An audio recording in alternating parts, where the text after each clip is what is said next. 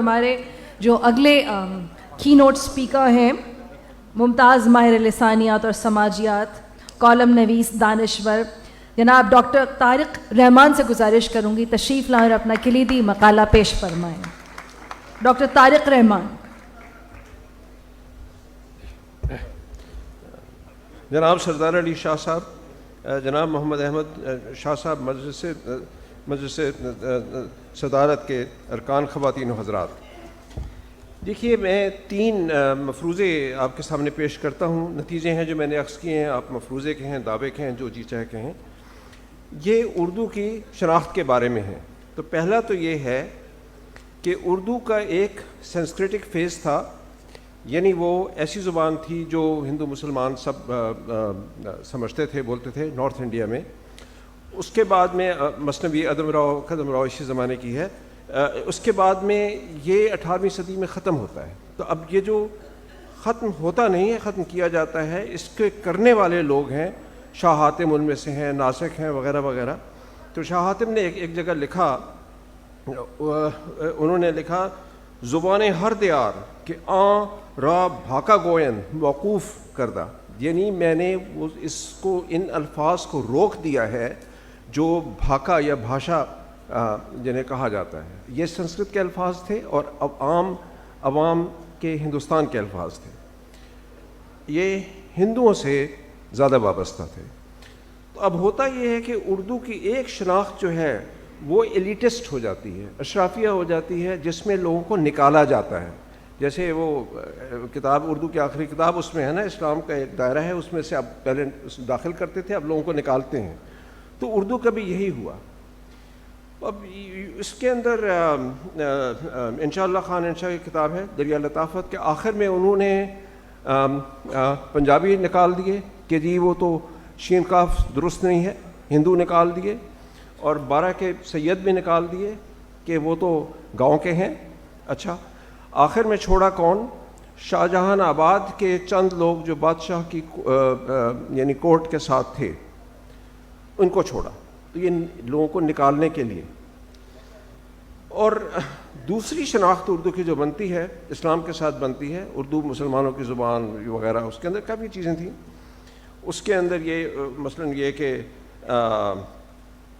ایک یعنی اس کے اندر پڑھائی جانے لگی، مدارس میں پڑھائی جانے لگی، اس کے اندر چھوٹی چھوٹی کتابیں بننے لگیں جو اسلام، علماء کا خیال تھا کہ جی مسلمانوں نے چونکہ اسلام کو چھوڑ دیا اس لیے زوال آیا ہے، تو ان کو وہ کتابیں ہندی میں یعنی اردو کو اس زمانے میں ہندی ہی کہتے تھے، بہرحال اس زبان میں دیں، اور پنجابی میں بھی ہیں 55 تو میں نے دیکھی ہیں، اس کے علاوہ پشتو میں بھی ہیں، بلوچی میں بھی ہیں، وغیرہ وغیرہ۔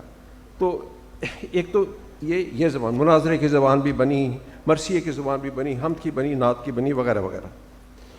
تو اب یہ جو 2 شناختیں، ان کو یاد رکھیے کہ کیا ہوا۔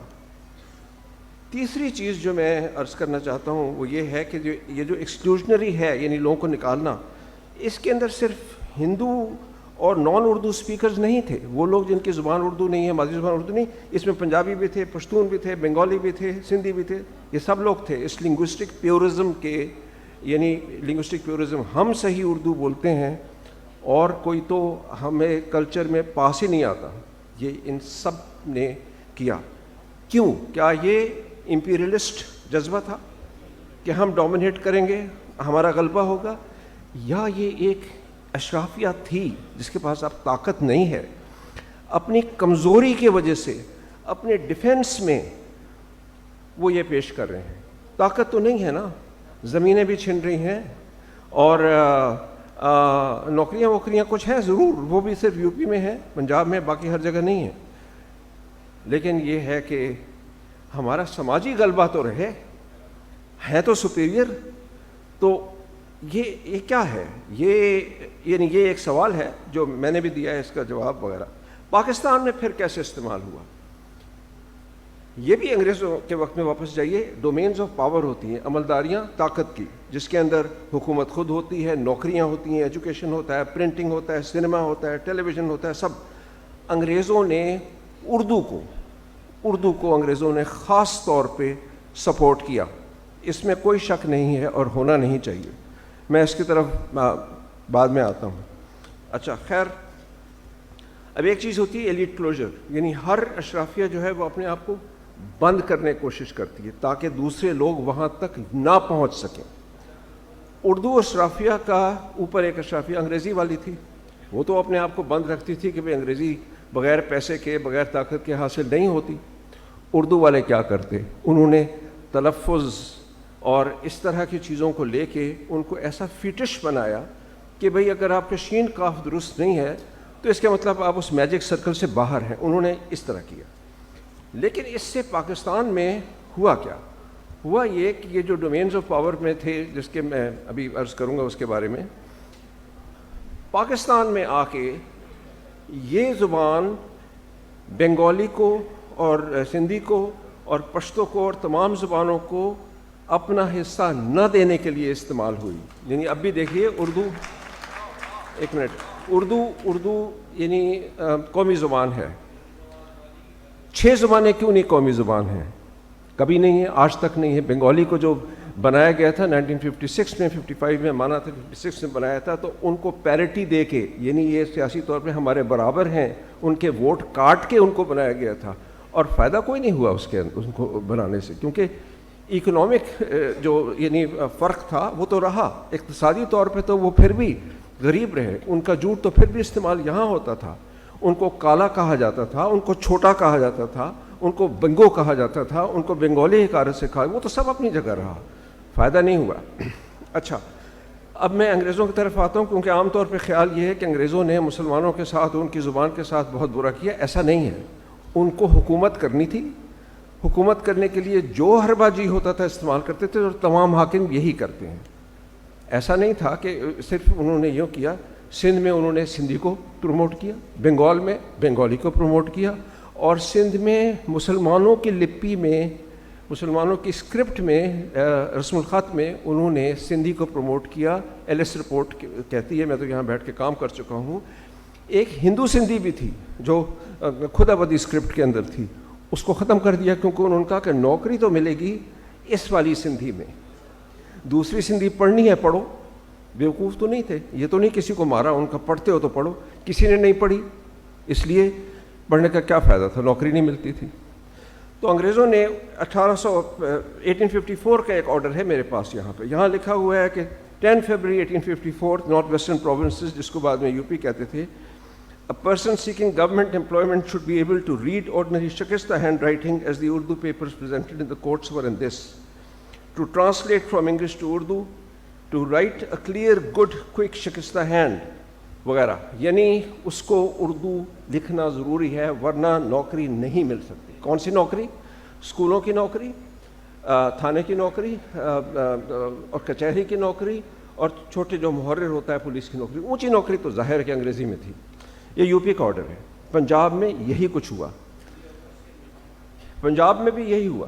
ہاں، یہ آپ کہہ سکتے ہیں کہ مدھیہ پردیش میں وہاں پہ انگریزوں نے ہندی کو پروموٹ کیا، کیونکہ ان کا یہ تو کام نہیں تھا نا کہ کون سی زبان کو پروموٹ کرنا، ان کا کام تو حکومت کرنا تھا. ان کو پنجاب میں اور یو پی میں اس میں آسانی لگی. اس کی وجوہات ہیں جو بعد میں بتاؤں گا. اب آپ آتے ہیں کہ جو ہم اکثر کہتے ہیں، ہماری کتابوں میں لکھا ہوتا ہے کہ جی ہندی اردو تنازع، ہندو متعصب تھے وغیرہ. صحیح نہیں ہے. اس کو 2 طرح سے دیکھا جا سکتا ہے. ایک تو یہ ہے کہ وہی بات کہ ایک اشرافیہ ہے جو اس وقت خوف زدہ ہے کہ 14% ہم ہیں اور میجورٹی جو ہے وہ 86% ہے، وہ تو ہمارے اوپر حکومت کرے گی. ایک تو یہ ہے، تو ڈر کے یہ ایکٹ کر رہے ہیں. دوسری طرف یہ ہے کہ وہ جو ہندو اس وقت چاہتے تھے کہ ہندی آئے ہندی اسکرپٹ میں، وہ decolonisation of the mind کر رہے تھے. یعنی وہ ایک غلبے کو ہٹا رہے تھے، اور یہی ہوتا ہے ڈی کالونائزیشن کا مطلب.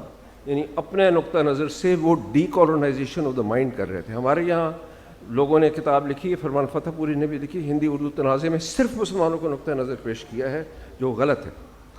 اکثر اس کے اوپر بہت شور اٹھا تھا. سید خیر آخری دموں پہ تھے، اور لوگوں نے کیا تھا کہ سر اینتھنی میکڈونلڈ نے 1900 میں کس طرح اجازت دے دی کہ ہندی میں لکھا جائے. بھائی اس کی میں نے پیپرز پڑھے ہیں، آکسفورڈ میں پڑھے ہوئے ان کے اپنے پیپرز. انہوں نے یہ لکھا ہے کہ 3 سال تک ہندو مجھے پٹیشن دیتے رہے کہ میری یہاں جو ہم خط لکھتے ہیں کم از کم اس کا جواب جس زبان میں ہو اس میں دیا جائے. حکومت نے اس کی اجازت دے دی. اب اس سے ہوا کیا؟ مسلمانوں کو کیا مسئلہ پڑا؟ مسلمانوں کو یہ مسئلہ پڑ گیا کہ جب ایک کلرک آئے گا ہندی لکھنے کے لیے تو اردو والے کلرک تو جو ہے وہ تو کم ہو جائے گا نا. وہ کلرک بیمار ہوگا, لہٰذا ایک اور کلرک آئے گا, پھر ان کے اوپر ایک باس کلرک بیٹھے گا, ہیڈ کلرک صاحب بیٹھیں گے. 3 نوکریاں تو گئیں. بجٹ تو تعلیم کا نہیں بڑھے گا, نہ تھانے کا بڑھے گا, بجٹ تو فوج کے علاوہ کسی کا نہیں بڑھے گا. تو پھر کیا ہوگا؟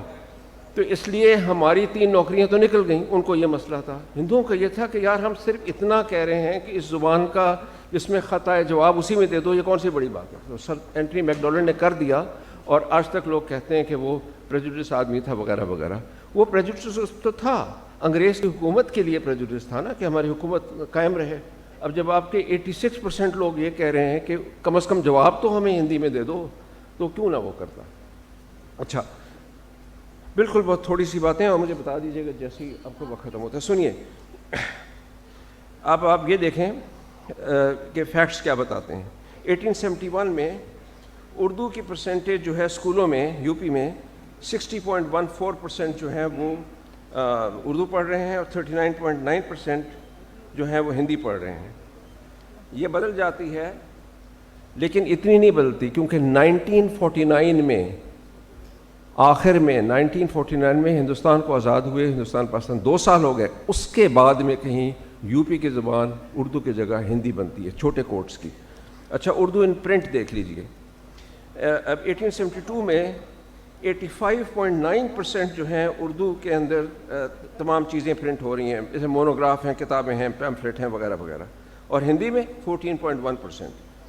1934 میں 13.1% اردو میں ہو رہے ہیں, 86.7% جو ہو رہے ہیں وہ ہندی میں ہو رہے ہیں. کیوں؟ یہ پرائیویٹ لوگوں کے ہاتھ میں ہے. پرنٹنگ ہے نا, وہ پرائیویٹ لوگوں کے ہاتھ میں ہے. تو وہاں تو نوکریاں مل سکتی ہیں, تو مل گئیں. حکومت نہیں بدل رہی, پرائیویٹ لوگ بدل رہے ہیں. لیکن جو نہیں بدل رہی, اس کے مطلب کیا؟ 89% بہت بڑا نمبر ہوتا ہے. اس کے مطلب یہ ہے کہ جو انگریزوں کی پالیسی تھی کہ نوکریاں دے رہے ہیں اردو میں, اور ہندی میں بہت تھوڑی سی نوکریاں ہیں, پڑھا رہے ہیں اردو اور ہندی دونوں, تو وہ اس میں یہ ہوا کہ غیر ہندوؤں نے کہا یار یہ کیا مصیبت ہے, پڑھتے ہم بھی ہیں, نوکری ہمیں نہیں ملتی. اس کے وجہ سے یہ ہوا کہ ہندی اردو تنازع کھڑا ہوا, اور دونوں کی طرف سے ہے. مسلمان کے پوائنٹ آف ویو سے اور ہے, ان کے پوائنٹ آف ویو سے اور ہے. بالکل آخری باتیں ہیں. ذوالفقار بخاری صاحب وہ ریڈیو میں تھے. اب سماجی تاریخ تو یہی ہوتی ہے نا کہ ریڈیو کے اوپر کیا ہے زبان, اس کے اوپر کیا ہے. تو ذوالفقار بخاری صاحب جو ہیں وہ ریڈیو کے اوپر ہیں, اور ذوالفقار بخاری صاحب نے یہ معلوم کیا کہ کون لوگ ہیں جو اردو میں چاہتے ہیں پروگرام ہو, صرف اردو میں ریڈیو جو ہے وہ اناؤنس کرے. 10% لوگ اکیلے تھے, صرف 10%. گجراتی اور اردو میں 30%, مراٹھی اردو میں 20%. لیکن کیا کیا ذوالفقار بخاری صاحب نے؟ ذوالفقار بخاری صاحب نے نوکریاں دیں مسلمانوں کو زیادہ اردو کی وجہ سے, اور ہندوؤں کو کم. پھر آپ کو کہ ظاہر ہے کہ کس کی طرف سے یہ ہو رہا تھا. ظاہر ہے یہ پریجوڈس دونوں کی طرف سے تھا. اور آخری بالکل بات, فیچر فلمز کے اندر جس زبان کو استعمال کرتے ہیں, یعنی بالی ووڈ کی جو زبان ہے, اس کے اندر اردو زیادہ ہے. اردو کے یعنی ایک لائن ہے, اردو ہندی ایک ہی زبان ہے اصل میں, اس لائن میں اردو کی طرف زیادہ جاتی, ہندی کی طرف یہ آج تک ہے. اور اگر میرا وقت ختم ہو گیا تو پھر میں صرف آخری بات ایک کہوں گا, وہ یہ ہے کہ یہ جو میں نے کہا تھا نا کہ اردو کبھی کبھی ایک غلبے والی زبان کے طرح بھی ہوتی ہے. اصل میں غلبہ اس کے اوپر انگریزی کا ہے, لیکن جب سندھی کی بات آتی ہے, جب سرائکی کی بات آتی ہے, جب پنجابی کی بات آتی ہے, جب پشتو کی یا بنگالی کی بات آتی ہے, تو اردو غلبے والی زبان ہے, امپیریلسٹ لینگویج ہے. ہمیں یاد رکھنا چاہیے یہ. اور چونکہ چیف منسٹر صاحب بیٹھے ہیں تو میں ان کی وساطت سے سب کو کہنا چاہتا ہوں کہ پاکستان کی زبانیں تو نیشنل لینگویجز 5 یا 6 ہونی چاہیے, صرف اردو کیوں ہونی چاہیے. Thank you very much.